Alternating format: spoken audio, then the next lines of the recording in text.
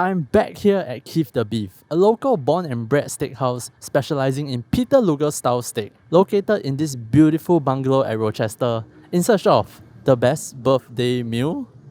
Woo, birthday! It is becoming tradition for me to eat too much steak on my birthday. 2 years ago, I bought over 7 kgs of steak, spread across 4 cuts, weighted each individual piece and challenged my friends to hit their biggest number. Last year, I bought 6 different cuts of steaks, each almost twice the price of the previous cut, and challenged them to finish the gauntlet. This year, we head back to Keef the Beef, a steakhouse that I gave 3 steaks in the previous Best Steak in Singapore series, and we are spending some money and treating ourselves today, as well as you guys. Psst, I'm leaving a $20 reward at the end of the video. FYI, this video is not sponsored by Keef the Beef, but by an Eldrick viewer at Revolut, the financial super app used by over 45 million people worldwide. So I'm not sure if it needs any introduction to my YouTube audience. If you travel at all, you're absolutely trolling if you don't have Revolut, which is not just a travel card by the way. They have lots of perks for your everyday spending and money management. But anyway, Johnny reached out and was like, "Bro, thanks for helping me find the best nasi lemak.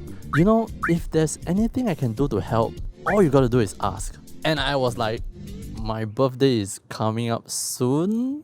So they sent me this. Isn't this sick? We got the 3 plates rating printed on a metal card, along with the catchphrase. Let's get it, guys. It says the thing. It says the thing. It's full solid metal. My first ever metal card. This thing feels nice. Anyway, let's do what it says on the card. Let's get it, guys. Hello. Hi. Just success. Okay, thank you. Expecting you. Thank you. Hello. Hello, thank you. Because I had a party with me, I got their colonial private room. This can seat 8 to 10 people, and it even has its own TV and karaoke system. Although it does come with a minimum spend of $1,000, which sounds like a lot but really isn't when your party is big. Keef the Beef also has a smaller private room for 4 to 5 people, and that comes with a minimum spend of $500. By the way, restaurant hack, when you're dining out as a group, always check if the restaurant that you're visiting has a private or VIP room. It usually comes with no surcharge and a minimum spend that you're going to spend anyway. Because I have friends with me today, it also means that I can explore more of the menu. So let's get into it. First up, some wine. I got the familiar Penfolds. Full transparency, expensive wine is wasted on me at my current skill level. So I rather spend the money on more food. Food like the bone marrow, a steakhouse classic. This is served with some bread, cherry tomatoes and garlic chips. The way to eat this is to first have some of the marrow on its own, which if you never had bone marrow before, you're missing out.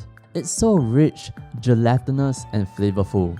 And because it's finished on the salamander, you get that unbelievable smokiness from the burnt bits, which does insanely well on an unctuous profile like bone marrow.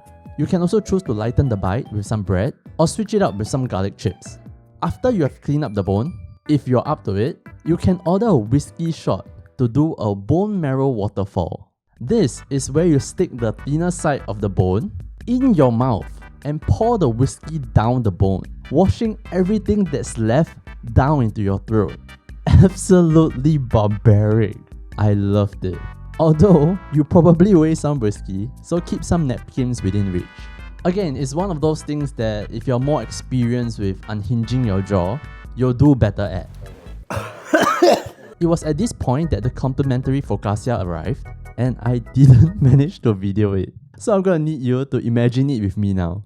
It was served with a balsamic vinegar and olive oil dip, which was straightforward, a little refresher from the Best Steak series. With the premium that you're paying at steakhouses, such complimentary stuff are to be expected in my opinion. We went to Wulu Mulu, Cut, Wolfgang's. All of them serve free bread.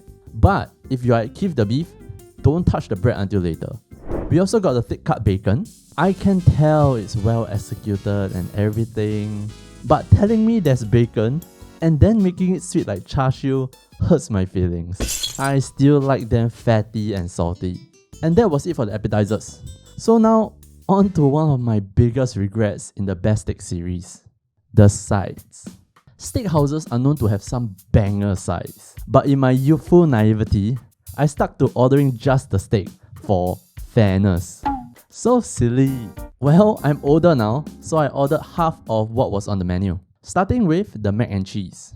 Banger. Creamy with a sufficient amount of bite, cheese just the right bit of funkiness, but nothing too strong. A steakhouse classic. If your mac and cheese is not good, you're not a steakhouse.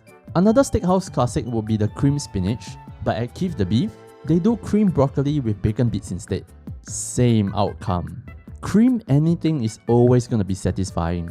Wait, they have a way of making vegetables so indulgent at steakhouses that kids will be asking for more, even 43-year-old kids.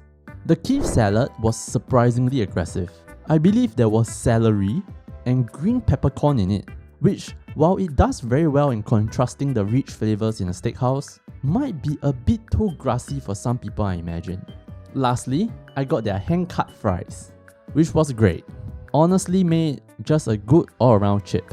And then finally, the main event. The Fiorentina PL, Keef the Beef's signature. This is a T-bone steak marinated in Keef the Beef's secret butter-based sauce, the secret ingredient is beef stew, and then finished on the salamander, leading to a ton of Maillard reaction. This was just as good as I remembered it. There is so much, so many flavors. The crust was dark brown, slightly crispy with little bits of black, just the way I like it. You get the maximum flavor from the browning of the meat, plus hits of smokiness to accent it. You get notes of brown butter and burnt butter on the meat. And then, clarified butter on the bottom of the plate, along with a good amount of beef stew. One of the key criteria back in the Best Steak series was something that steakhouses do that you cannot do at home. I wanted to see what other people are doing to make their steaks more delicious. And I love how aggressive Keef the Beef is with their steak, dunking it in butter, burning it, adding lemon. They definitely aren't shy with it. Also, remember I said to save the focaccia earlier? Dipping the bread into this butter sauce is freaking divine. They should have the option to add bread for the Fiorentina PL. Overall, the steak was great, but it wasn't all great. The meat quality is definitely average. The more perceptive of you can probably tell just by looking. It is not tough by any means, but there is hardly any marbling or character, which thankfully isn't made very obvious when you are this aggressive with the flavors. But if you really want to count the dollar, paying over $300 for a cut of this quality is a little bit rough. Also, the last time I mentioned that I will be really interested to see how a better cut works with their signature style, something like a USDA Prime. And while they do offer it on the menu, along with other cuts like the Wagyu F1 or other dry aged cuts, they do not do them PL style, which was a little disappointing. They used to offer it, I remember, but they have taken it off the menu since. I think it will be really interesting to see how a better cut of meat thrives in the ton of flavor that is the PL style. We then end off with desserts. We got to choose amongst the tiramisu, the lemon tart, and the sea salt brownie. All of which were decent, but nobody really shouted about what they got. 7 out of 8 people thought that their dessert was not too sweet. So use that as an indicator if you will. There was unfortunately some miscommunication when it came to desserts. We were first told when we were ordering that the desserts of the week were tiramisu and lemon tart, which we then went with 6 tiramisus and 2 lemon tarts. We were then informed later in the meal that there were only 5 tiramisus left. No biggie, we'll just have one person switch. And then we were told that there was only 2 lemon tarts left. And now there's a new option, a sea salt brownie, which again isn't a big issue, just have someone take the brownie. But the table was left wondering, where did the brownie come from? And why wasn't it offered in the first place? Was it kept in the fridge from a previous service? Is it another person's birthday cake? Are they running over to Starbucks to buy it? I don't care so much about the answer, as I do having the question linger in the room. That little bit of doubt is not something I need if my intent was to make the people in the room say yes to something after the meal, which I imagine might be a popular reason why people go to steakhouses. And I know what you might be thinking. Wait, Eldre, that was a lot of food. What's the total bill like? You want to guess?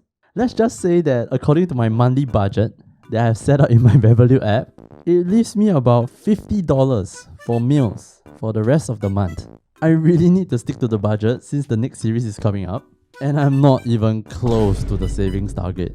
Anyway, you know how these meals usually end up with someone calculating the individual amounts, WhatsApping on the group chat with PayNow screenshots and whatnot, and sometimes people just keep forgetting to pay because it's such a hassle. With Revolut, you can just split the bill in-app and send your friends a request for the money. They can then pay with literally a single tap. Even if that dinner is in Tokyo or Kuala Lumpur, you can pay in your own currency and the app automatically converts it for you at the most competitive exchange rates. And you might be thinking, LJ, okay fine, I'm sold.